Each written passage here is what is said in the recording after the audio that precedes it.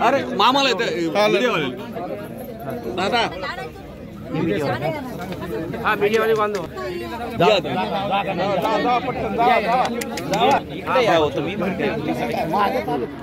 यांना जाऊ द्या पुढे त्यांचं काम आहे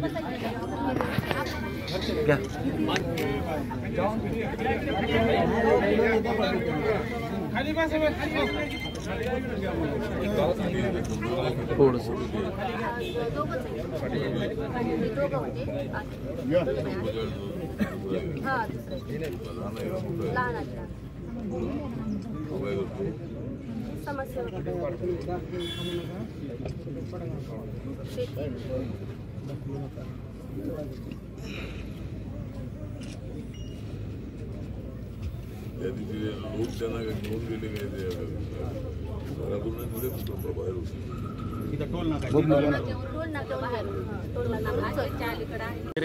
नाही मागणी जी आहे एकतर आता विषय तसा राज्याचाच आहे, पण तरी हे जर केंद्राकडे असा विषय असतो की ज्या वेळेला राज्य सरकारला किंवा पोलिसांना काही एखादी गोष्ट किंवा काय त्यामध्ये त्यांचा अंदाज येत नाही थोडे इन्क्वायरी सीबीआयकडे जात असते.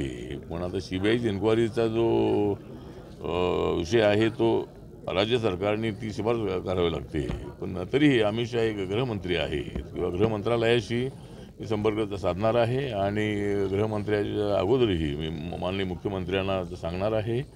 आणि या प्रकरणामध्ये लोकांच्या संतप्त प्रतिक्रिया आहेत आणि आरोपी लवकरात लवकर पकडले पाहिजेत आणि जो कोणी सूत्रधार असेल त्या सूत्रधाराला लवकर पकडलं पाहिजे.